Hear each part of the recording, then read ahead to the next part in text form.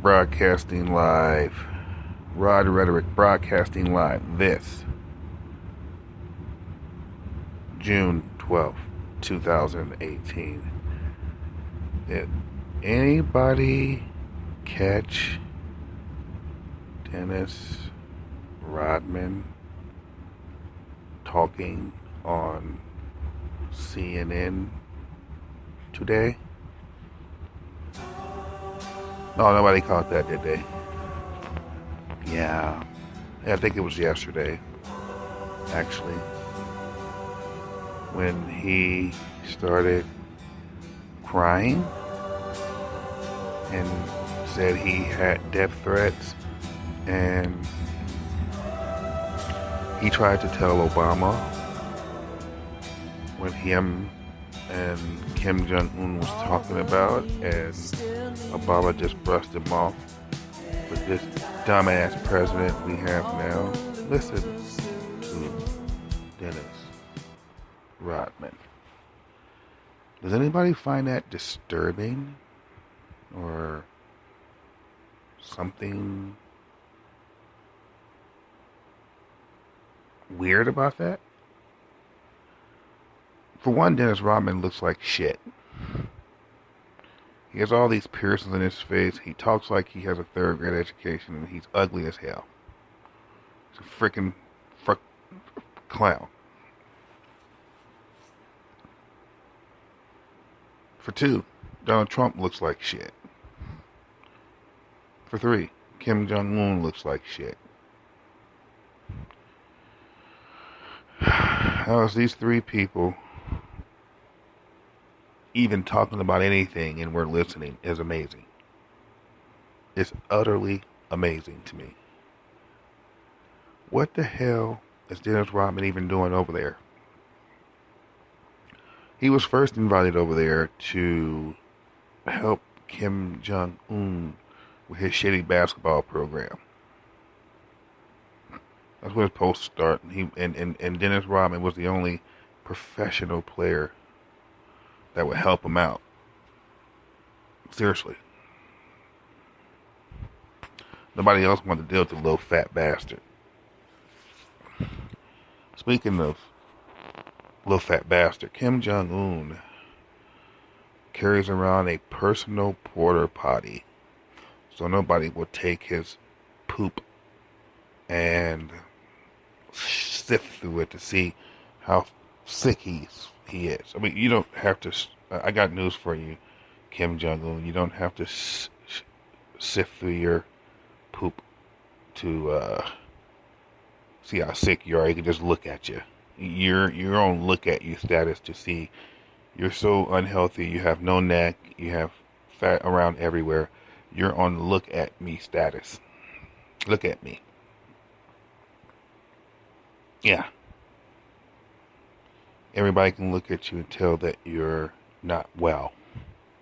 As in Donald Trump and as in Dennis Rodman. All three of them look unwell. And here they are in Singapore talking about denuclearization. And Dennis Rodman told Chris Cuomo, and he had a straight face. Chris Cuomo stayed serious as long as he could. He kept trying to make an interview out of it until Dennis Rodman started crying. Oh yeah, you don't never stop a man when he's crying. He said, man, I was gonna get killed. I was gonna get killed. They was gonna kill me.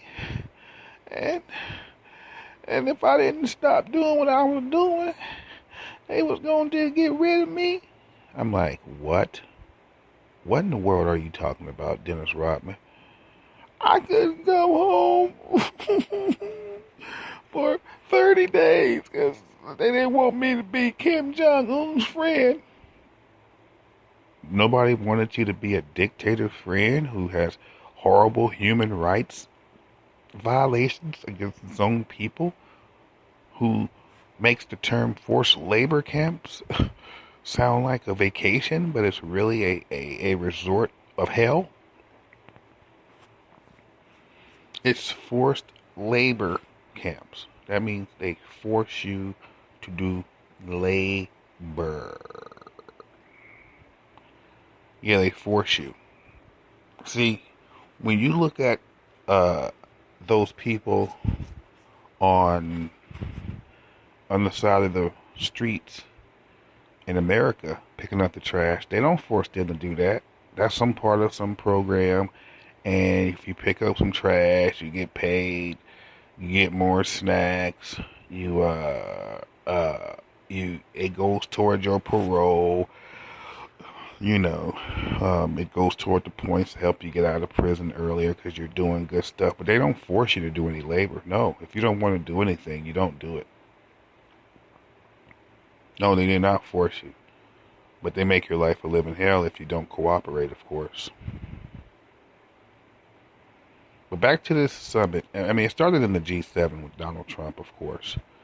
He went there, showed up late for the women's empowerment segment, acted a complete fool on our allies, Canada and France, and Britain and all the rest, Germany, all the rest of them.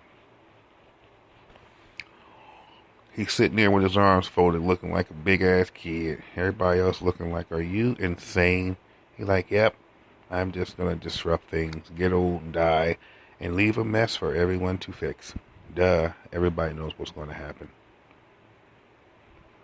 There's no need to even placate anything.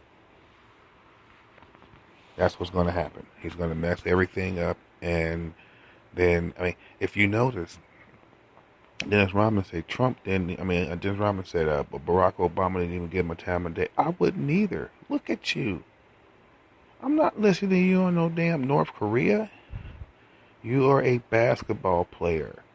You don't know anything, Dennis Rodman. And when you was a basketball player, you only knew one thing. How to get the ball. How to act a fool and foul people and fight. And then you made the Hall of Fame doing that. Great. You made the Hall of Fame scoring 3 points in your whole damn life. You pulled it off. Nobody else will do that but you, Dennis Rodman. Okay? You don't have to do anything. Just dye your hair and get the ball and be the ugliest guy and marry yourself. And you make the Hall of Fame. That's exactly what you did, Dennis Rodman. So, you're over there talking to Kim-jong-un, fat ass, unhealthy ass.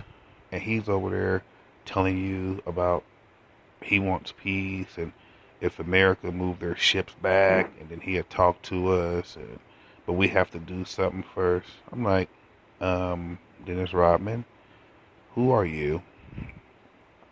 Why are you even... And you talking about death threats. You're going to kill yourself. Look at you. You'll be dead. Whatever you're doing is going to lead you to be dead because I don't think you're going to hold up till you're 60 or 70 years old. You look like you're 60 and 70 years old now. Stay your ass away from over there. Okay? From brother to brother. Stay your ass away from over there. Your ass, you're not even the right color to be over there talking to them Chinese damn people, Korean people with the white people. What are you doing over there in the first place? Are you talking about African American rights and struggles? Are you telling Kim Jong-un, who has such horrible human rights violations stacked up against him? I mean, so many, it makes Rwanda look like a vacation spot. And this guy is over here, is he going to make black lives better? Is he going to make black lives matter? Does he know how many cops kill black people in America? Because you're black, Dennis Rodman. You need to be focused on black issues. I'm sorry. Everybody, I'm sorry. There's too many black people still getting killed. You're over there worried about North Korea and the nuclear state. They don't have no damn... Okay. Does this guy look like he has a bomb capable of reaching anything? Does this country look capable... Does anybody know what size North Korea is? Okay, yes, you got me. You can put North Korea and South Korea. It can fit in the state of Texas. That's how small it is. Yes, we can wipe them off the planet in seconds. Yeah, of course. They don't have anything over there. 80% of their people are starving to death. Not to death, but doing very bad. I mean, even if you're in the military, or even if you work for the government, you eat once a day. That's it. Once a day, hell, you're blessed in North Korea. So before we start fixing all this other crap that's wrong in this world, we need to worry about what's wrong over here. I remember Trump called the idiot Rocket Man and little Rocket Man, and he said Trump was a senile, unhinged, unstable person. And now they're sitting here loving each other like the lion dictators that they are. But no, he acted a fool against all of our allies, Justin Trudeau, because he's jealous, because Justin Trudeau looks better than him. And Milano will do him. He knows it. He got to keep Milano away. He got to keep all the people away from these leaders because he looks like crap. Macron is a young man, and he has an old woman, but it doesn't count. But still, he's intimidated by leaders who's bigger and stronger and more handsome, or handsome, because he's not. Donald Trump's not handsome. I know what it is. He's intimidated, big time, by Justin Trudeau. That's all good, though. Nobody even cares. Everybody always thinks about why he keeps attacking the Canadian and Germany and talking about tariffs and this, that, and the other. And America has a surplus towards Canada. That's what doesn't make any sense. It doesn't even make any sense. We have a surplus when it comes to Canadian goods. So I would love to see the reasoning behind Donald Trump's love for dictators like Putin and kim-jong-un and the rest of these dictators. And he praised China when the dude won supreme leadership forever. Donald Trump said, I would love to have supreme leadership forever. That supreme leadership. He wants the media not to talk about him. I mean, can anybody find such a bigger baby in the world, in the planet? Is there even a guy that's in their 70s like he is that's even a bigger baby than he is? Because if they are, I want to know who they are, because I am, like, perplexed. He doesn't want people to talk bad about him. As long as they say good things like Fox News, Donald Trump is okay. But if they say something bad like, hey, dude, everything you do is not good. You're not the smartest man in the world. Who told you you're the smartest man in the world? We don't even know what your taxes are. You won't even know if you even pay taxes. We don't even know. We don't even know how much money you got. But we know that your daughter, Ivanka, and her weird-looking dude, Jared, made $82 million since you took office. Yeah. That's kind of a coincidence, but nobody wants to know. Nobody cares about that. That's a different show. Now, as I always do, I give a moment of silence for those who have lost their lives in senseless acts of violence all over the world, especially here in America, especially in our inner cities, everywhere. People who have lost their lives to senseless acts of violence.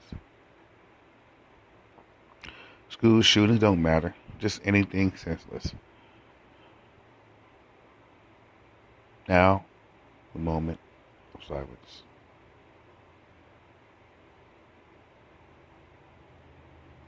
This is Rhetoric, broadcasting live this June 12th, 2018.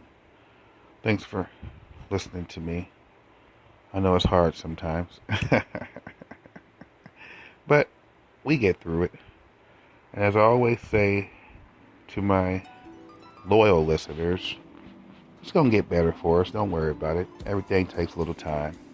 There's a lot of people out there spewing off crap that comes out of their mouth, but hell, you need marketing. You have to be listened to. There's a whole gamut when it comes to this crap. But all the old ones will be dead, and us young ones will flourish and thrive. I got a feeling about that. I'm just playing the odds. Peace.